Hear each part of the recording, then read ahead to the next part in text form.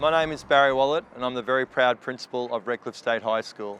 I'm so honoured to be here today with Neville and to have the opportunity to work with this story about recognising the efforts and sacrifice of our servicemen and women in the service of the country is an opportunity that was just far too good to miss. Really excited that my students were able to do the interviewing with Neville and to be a part of this program to, as I said, recognise what these amazing men and women have provided for our country. Hearing Neville's stories today has just been so inspirational, and I just want to make sure that we recognise and we remember what people like Neville have done for our country. Hi, I'm Macy. Hi, I'm Megan. We are from Redcliffe State High and we are here at the RSL today and we are going to be interviewing Mr. Nev Farley. Good morning. Thanks for inviting me along. It's good to be here today. My name's Neville Farley. I live here at Scarborough, and my background is I had 20 years in the regular army and 9 years in the Army Reserve, so I've clocked up a few years in the services. And my civilian job after that was State Emergency Service, then I retired and down here to beautiful Redcliffe, and that's where I'm staying. Thanks for having me. So, just what was it like before you enlisted in the army? Well, I was going to high school and I was in the school cadets here in Brisbane. My mum wanted me to go to university, but I wanted to join the army, so my dad, who was an ex-Second World War officer, said, "Corrie, let him join the army, that's all he wants to do." So I joined the army when I was 17. Walked out of school and went into the army. And 20 years later I got out and joined the Army Reserve. And I did 9 years in the Army Reserve then. Where was your first deployment? I joined here in Brisbane, and when the time we only hung around for about for a week, and then they put us on the train and we went down to a place called Kapooka in Victoria. And from there I did my basic training, and then I went to a place in Sydney called Ingleburn and did my corps training, which was for the Corps of Infantry. And my first posting then was here to Enoggera. I was a bit disappointed because everybody else who was over 19, went to Malaya. And I missed out on that because I was 3 months short. So I went to Brisbane, where I came from.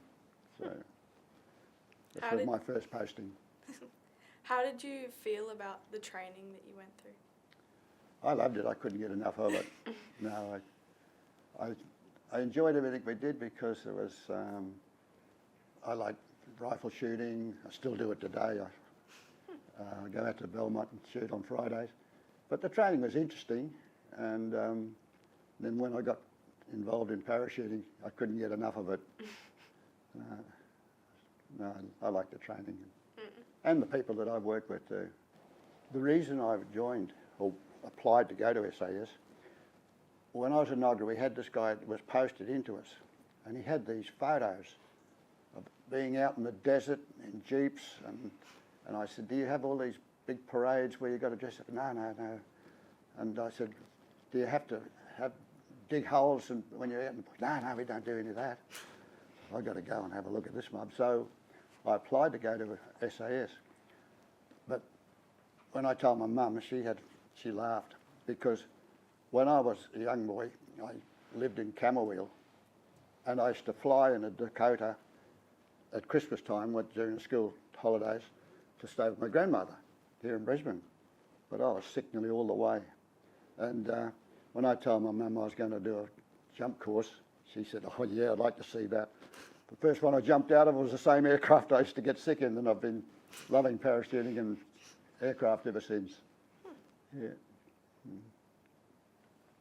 I was even lucky enough to get a course, and I became an instructor. Oh yeah. And I learned that later on. I finished up at the parachute school as the RSM, for the Regimental Sergeant Major, so it was good fun. Oh yeah. What was the first time you ever experienced like gunfight, like gun battle? Well, we used to always go in as small man patrols, and our job was to see them and not be seen.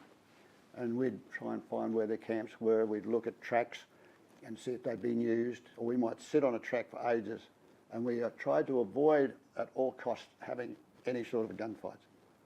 But now and again, we might just accidentally hit each other, and that's when SAS stood for shoot and scoot, because all we did was fire a few rounds and get out of there. So that was my experience in gunfights. It was they fired, we fired, and we're gone. So I didn't hang around to find out what the results were going to be. What was it like with the people you worked with? Did you have any friends? Yes, I surely did. My patrol, we still ring each other. Unfortunately, we lost one young bloke with cancer. But I've got one in Cairns, one in Perth, and one in Tasmania. And every now and again we ring each other up and say, how's it going? You looking after yourself? Yeah. And I had a lot of other friends over the years in different places. When I was in Commandos in Melbourne, we had our engagement party, and all our friends from the Commandos put on a bit of a do for us. So, yeah, no, they're friends forever. When you were doing your patrols, what were you wearing? We started off just wearing straight greens, but when we could go and get, we weren't issued with them, but we'd try and get something off the Yanks. We'd wear camouflage if we could. But it was always lightweight. Everything was lightweight. Even our rations were lightweight. We didn't carry a lot of ammunition and things like that because, as I say, we're in for 4, 5, 6 days, but we had to travel light, and surveillance was our job, getting information. Even our food, we used to have little packets, and you boil water up, and you pour it in there, and it reconstituted. And the Americans used to have one for every meal. Well, we used to have one that you had 2/3 at night time, 1/3 in the morning, and that was it. One for a day, and at lunchtime we just have some peanuts and raisins and a drink of water or a brew. How did the food taste? It was pretty good. And the chili con carne, we didn't take that out because that was too good. We used to have that at night time after we'd had a few drinks in the back at camp. They were good. What type of guns did you have to carry around? The one I carried was like the one over there. It's called an M16. It's a lightweight. Because being a patrol commander, you've got to have a map, a compass, and a rifle. You don't want something heavy. You've got to try and look at both of them. But that was the weapon I carried because it was light. But in my 5-man patrol, 2 of my guys had to carry the bigger weapons because they had more firepower. And we were lucky that our armourer converted them to fire automatic, because normally you've got to pull the trigger every time. When they're on automatic, you just pull the trigger once and the whole burst goes out. So that was there mainly to frighten people so we could get away. They just sounded bad. What was your favourite experience in the army? I guess free falling. Yeah. I had a good one once. This pilot, we were going from somewhere, and it was our last jump, and we were in a helicopter. He said, I'll take you up higher than 10,000 feet. So we went up to 13,000 feet, and there was 4 of us. We just stood out in the skids, and when I said go, we just flipped backwards, and the 4 of us just got together and came down. We had a funny, while I was a DZ's, there's a drop zone safety officer one day, and we had these American guys from the SEAL team come out, and we knew they'd had hundreds and hundreds of jumps. But I was sitting there watching them all come down, and this American landed, and he threw everything on the ground, and he was really throwing a tantrum. And I said to one of my sergeants, go and find out what's wrong with this guy, will you? And he come back laughing. Apparently he went out with 4 of our blokes, and they just grabbed his arms and legs and smoked him down to 3,000 feet and let him go. And we found out that their free falling was just falling flat, dumb and happy, whereas we'd want to put 2 men, 5 men, 6 stars together and do back somersaults and do all that crazy stuff. They didn't do that. It just terrified this poor guy. When you joined the SES, what was it like? It was great in those days. It was still a company. It was very small in those days. It was a company. But the training was good. We used to go out in the desert one time or down south doing all sorts of beaut exercises. and we had a lot of good training equipment. Like we had towers that you could abseil out of, ranges just down the road where we could go and use them all the time. And we're always on the go doing things and doing courses and getting new skills. We'd send people off to go and learn how to be combat medics, so that he'd be one in your patrol. So if anybody got hurt or wounded, you had somebody who could patch you up, short term, to get you out of trouble. And the courses we learnt to do Morse code and all that sort of thing, driver's courses. And that was all learning and having fun. But it was hard though.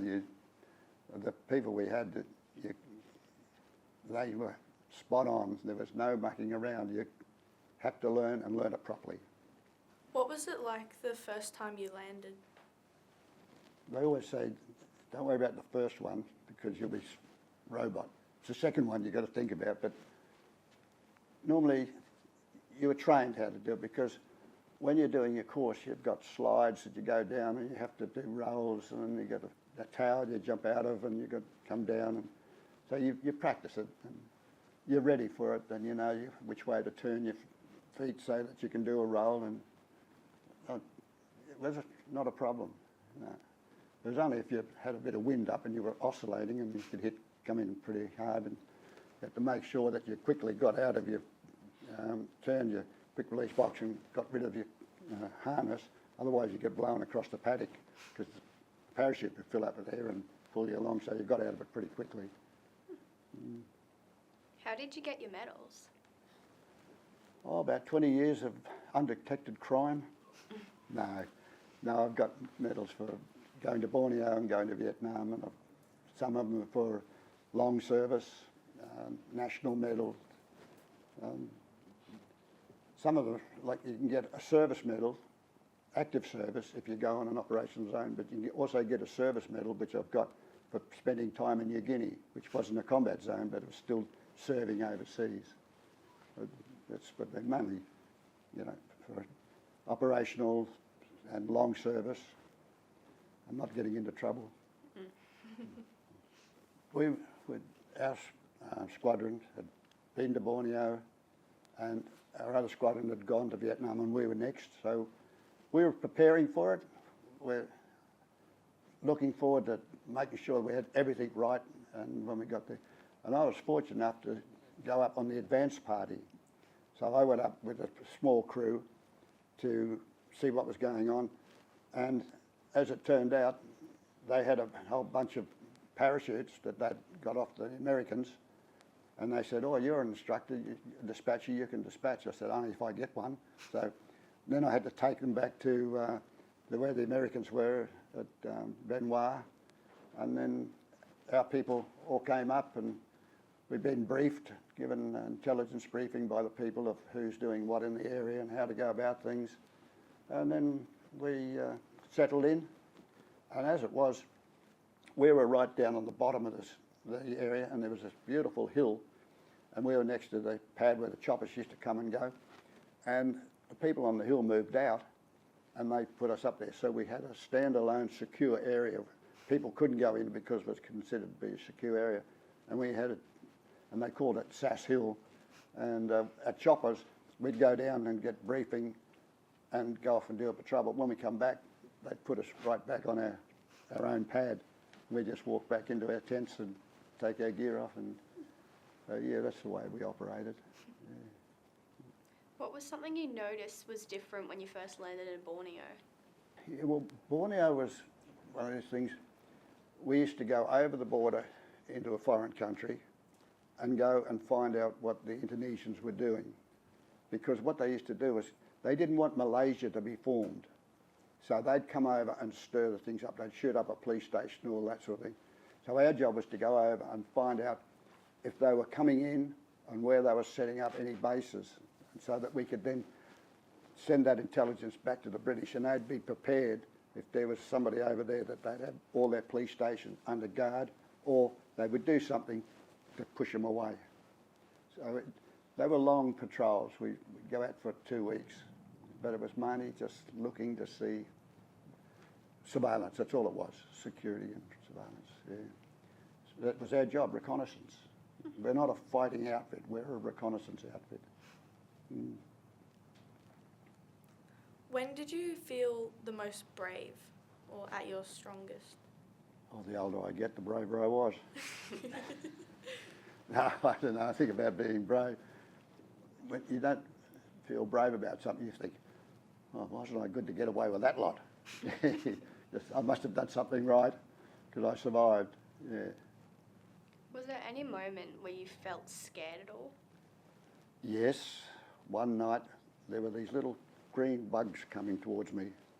Only trouble was they were called tracer, and they were hitting the branches around me, and I didn't like that too much at all.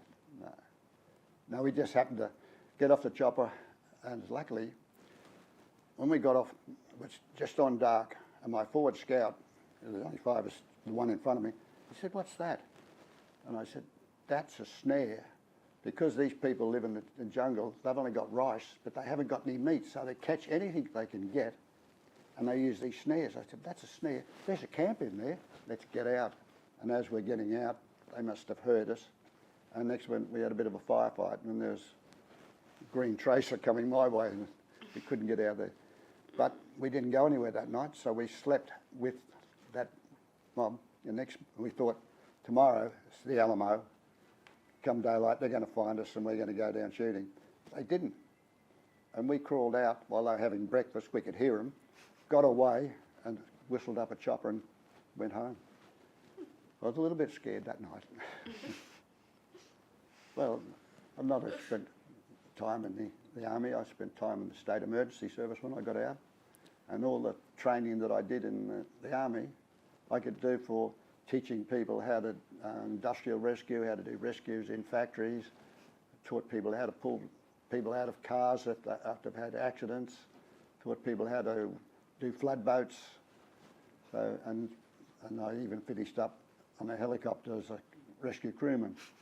So that was, after the army, I just had another job where I got plenty of good things to do. Yeah. How did you meet your wife? On the beach at Burleigh. I always tell people, I say, "G'day, my name's Nifty Nev, how am I going so far?" No, I just said, using my Paul Hogan School of Elocution, I said, "G'day, you going for a swim?" And went for a swim, and then I went, when we came back, she met my mum and dad, and Mum obviously got in well with her because nothing could happen because I was going back to Perth and then going to Borneo. And when I came home from Vietnam, I had to go back to the parachute school to renew my qualifications. And my mum said, "Here's somebody you should look up." And I said, "How do you know where she lives?" "Oh, we've kept in touch." And she used to have, Friday afternoon, used to have drinks after work with my sister. So actually it was an arranged marriage. My mother set it up. No, we've been married for 60 years. I got a brother that lives down at Logan, and my sister lives up in Townsville. But after I got out, probably interesting that the amount of places that we were posted, I felt sorry for my wife because she had a nice job. She was an air hostess. And because she got married, she was straight away, couldn't be an air hostess, so she virtually got terminated. So she came from Sydney, I came from Perth, got married in Brisbane, and got posted to Melbourne. And then from Melbourne, we got posted all around Australia, but she hung in there, and after that we came back to Brisbane, and my last job was at Kelvin Grove. And I had a really good commanding officer there, and he encouraged me to join the Army Reserve and got me commissioned, so I finished up a major in the Army Reserve. And it was interesting that I was the major in charge at Sandgate. Years before that, my dad was the same job, so father and son. But Mum and Dad, we spent time in Camberwell, and when we came back to Brisbane, we lived at Barden, but we used to come down to here for our holidays. And my dad had a 30 hundredweight Chev truck, which was war surplus, which we bought out in Camberwell. And he'd load that up with our tents and everything. And my mother even had a little dressing table inside the tent. We had lino on the floor. This is at Scott's Point. And we used to come down, and of course us kids, we had our bikes because they'd be in the back. We used to travel all over Redcliffe and have a ball. We just loved it. And at one stage there, Mum and Dad even bought a house at Duffield Road, and we had that for a holiday for a while. And then years later, when I was with State Emergency Service, I was an area manager, and Redcliffe was part of my responsibility for counter-disaster management. And I just love Redcliffe. So I said to my wife, when we retire, I would like to live near the water, and Redcliffe's a good place, because where we were at Bracken Ridge, we could see the Redcliffe water tower, and I used to come down here regularly. So she went hunting, and she came back and said, I found this place at Scarborough. And I said, what's the floor plan like? And she showed me, and I did the pace. I said, this is the same floor space we've got here. Let's go and have a look at it. It was just being built. So we bought a Scarborough, and we lived there for 20 odd years. Yeah, so, and it was just down the road from where I first saw the water when we came in from Camberwell at Scarborough. Yeah, so that's why we've stayed on the Redcliffe Peninsula. It's where we're going to stay forever. Yeah. What was one of your favourite childhood memories like when you were coming from Camberwell to up to here? I guess it would have been, I've got a photo at home of me and two of my mates on the Woody Point jetty catching little fish. And that sort of thing. Christmas holidays was a breeze because we were allowed as kids to get on our bike and go and do things. Though we were at Scott's Point, I was still fishing down at Woody Point. So we had a good time. And I used to love going on the rocks with my dad and getting oysters or fishing off the rocks. And we look forward to the holidays down here. It was good. Could you tell us a bit about the hat you're wearing, holding? Yeah, that's quite often known as a sandy beret. It was started off in the Second World War with the British SAS, and they wanted to wear that hat. They started off with a white one, which looked ridiculous, and then they went, we live in the desert, so let's have a colour that looks like the desert, so sandy beret. And they created the badge, and that, a lot of people say, oh, it's a winged dagger, but it's not. It's the flaming, they're flames, not wings, the flaming sword of a scalloper, the famous guy that could drive the, and because we always call it by the right name. We call it the flying fish knife, but no, the flaming sword of a scalloper. And that was the British SAS, and after the war, the British SAS was disbanded. We never had one. We had commandos, but they then started off with a territorial reserve, the 21 SAS, and they started wearing the same gear again. And then when the Malayan emergency was on, a bloke called Calvert was recruiting a lot of his mates from the Second World War who were ex-SAS to fight the communist terrorists. And then all of a sudden, the Brits realised that, hey, we should have a permanent SAS, so they created 22 SAS. And we, at that stage, didn't have any special forces. We had, during the war, we had commandos, independent commandos, we had Z Force, and then they said, well, we better do something, so they started off with Commando 1 and 2 in Sydney and Melbourne, Commando Army Reserve. And then years later, they decided, well, we should have something. And as it turned out, Slim, who was our Governor-General, had his son come out here, and there was a guy from the Courier Mail who was agitating to get an SAS. And he couldn't get anywhere. So he went to this military attaché, who went to his father, who went to Menzies, and we got an SAS. They didn't know where to put us, but they finally settled on West Australia because they said, we've got no army over here. So they said, we'll put them over there, and they started off at where the National Service were at Swanbourne, and we started off as a company. That was back in '57, and it just, after a while, it was needed to go different places, so we went from a company to a regiment, and we finished up with virtually 4 companies, but it was called squadrons instead of companies. And because we went straight into Borneo and went straight into Vietnam, and squadrons just got changed over, rotated every year. And because I left then, but now they've been involved in every other fight, Afghanistan, Iraq and Timor. So, and I try to go over there as much as I can. I'm on the association here in Queensland, so every opportunity I go over there for the annual general meeting if I can, and just catch up with some of the old blokes that I used to know. Could you give us some of your stories about New Guinea? Yes, we had an exercise in New Guinea in, was it 1963, and we went up to the Kokoda Trail, goes from the bottom up to the top, and we flown in there, and we did an exercise in the Popondetta area. Because it was not long after the war, all the locals thought, oh no, the war started again. And the administration had to go around and tell them, no, they're only here for exercise. It's not a war. So we did that, and then we actually walked the Kokoda Trail. And that was really interesting because at that stage it hadn't been used. It originated because it used to be called the Mail Trail, because that's the way they could get everything from Moresby up to where the farms and things were. And that's why the army, but the trail was only about that wide. And when we did it, now it's probably like a highway because tourists are going up and down all the time. But that was really interesting. It was hard, it was raining. And I was lucky enough to go back years later when I was at a officer training school, and we took the class there, and we'd stop and we'd have a cup of tea, and then we'd say, where are we? And talk about the battle in the Second World War. Who did what and where, and point to the country. They did so-and-so, went up there, and so-and-so did this.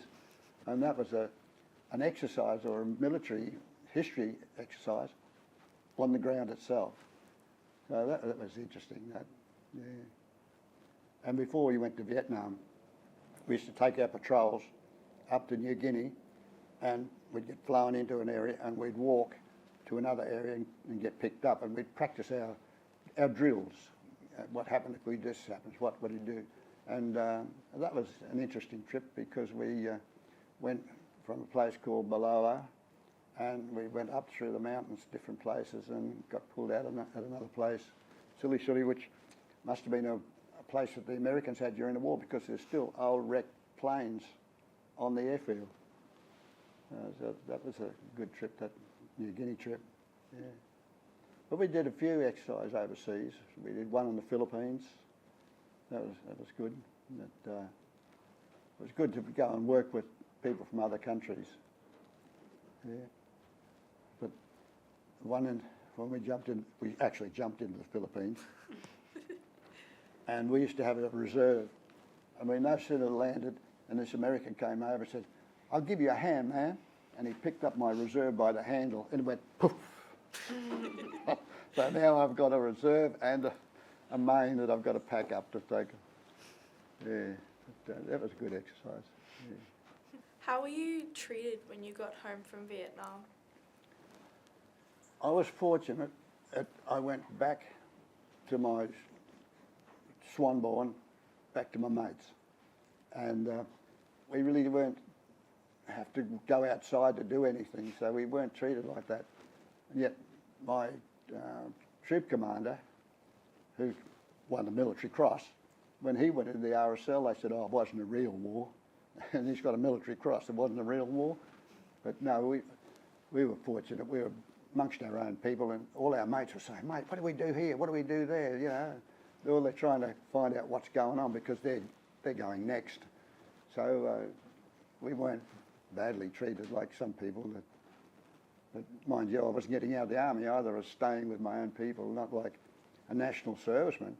He could have been in a firefight, and a week later he's back in Brisbane, and he's getting a hard time, which was pretty sad, really. Was there anything you wanted to do, like when you were in the army, but you couldn't do? No, wouldn't say that. I was quite happy.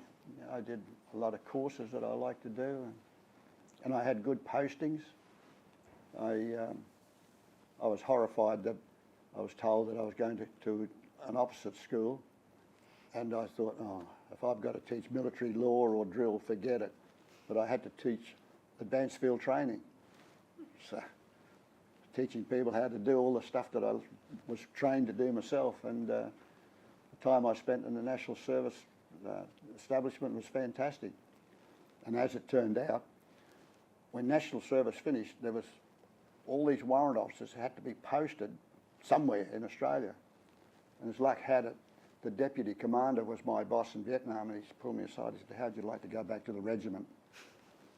So I said, yes, please. So I went back to the SAS for a second tour. So I was pretty fortunate there. Yeah. Getting out of the army for me was fairly easy in a lot of ways, because my last job, I was the regimental sergeant major at Kelvin Grove, and there was this warrant officer there who was an ex-SAS guy. Now, we didn't know each other because we were always crossing paths. And I said, well, what do you do? And he said, I'm a state emergency service. And I said, well, that sounds pretty cool. I'd like to get into that. I applied for a job, and I didn't get it. And I rang this guy up and said, am I wasting my time? He said, no. He said, you're on the short list, but there are 2 public servants, and they must get priority. I said, okay. So I joined the public service. And for about 12 months, it was terrible, because I'm going from king of the kids to nobody, and I had to go around town delivering mail, and I worked up in the Treasury Department, and I had to change the towels for the typing pool, and every time I went around, I haven't got it, I haven't. So one day I thought, I mean, you're going to lose my job here, or make it easy. I just got all the towels, said, all the clean towels are up here, leave the dirty ones there when you're finished, and walked out. And they went, huh? So after that, I finally got a job at the State Emergency Service as a storeman. And of course, then I got to know the people, and they got to know me. And from then, when the next job came up, it was going to be an operations officer. I applied for that. From then on, I never looked back. So I started off as a storeman and finished up as an area manager. So I was lucky that the transition was, and not only that, I was working with a guy who was ex-SAS, and the other people that we used to do the training with, we got on well together, travelled all over Queensland teaching people all sorts of, so it was a good way of doing that. And plus I joined the Army Reserve, and I had 9 years Army Reserve. I got a commission, finished up a major, so and I had a company of soldiers at Sandgate to look after. And I was also in charge of the shooting team, and we won the RSL trophy 2 years in a row. So I guess I was lucky to go from Army to do a job that I liked. My dad was a good disciplinarian, you know, but you didn't do things wrong too many times. It wasn't a career-enhancing move. And my mum was, you know, she was a lovely lady, but she used to have a string bag behind the kitchen door, and if you and failed there, you could wear that. But discipline and manners, Mum was a stickler for manners, because she went to boarding school and charter styles where they were taught which knife and fork and all that sort of thing. So I was groomed in that way of living, so that it wasn't a challenge when I had to go to formal dinners or things like that.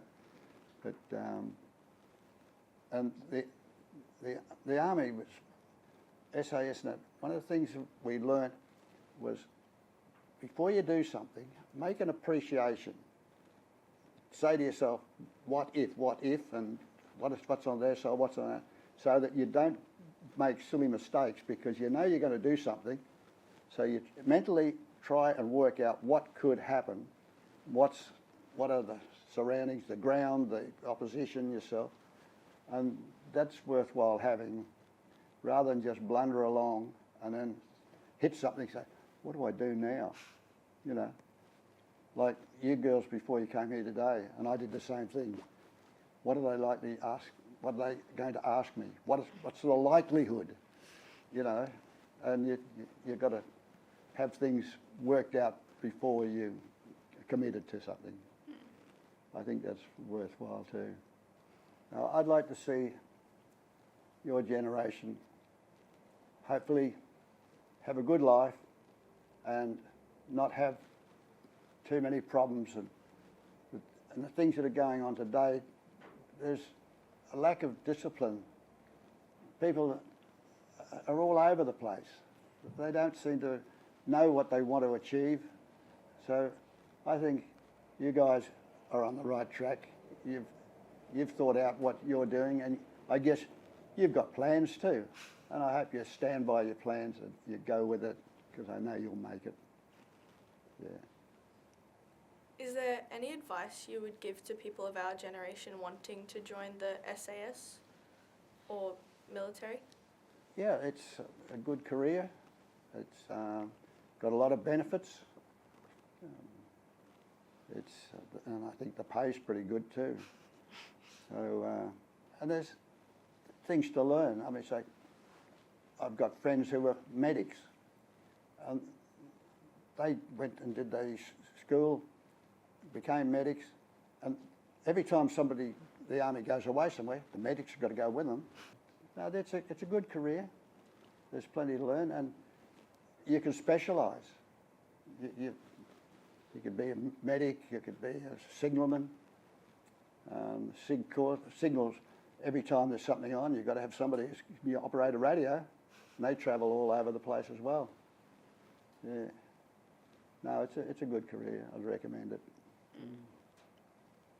Now, you've asked me about future generations and how it's going. I think you've got a lot going for you, because you're in an area where you're learning so much with technology and all the rest of it, and you can use that to your own advantage. And there's so much out there that you guys can do, and you're learning, you're getting the education, you're getting the training, and you can also get experience in different things. So you've got a lot going for you. So I wish you well. I know you can do it. When my time comes, I just hope that I still will have the respect that I think I'm getting now. Be remembered for doing the right thing and serving my country. And I think hopefully that I'll be remembered by generations to come. Thank you so much for your time today. We've really appreciated it. It's an incredible opportunity for us to be able to hear about your experiences and be able to tell others about it and get more people into the ADF. Thank you very much. Appreciate it.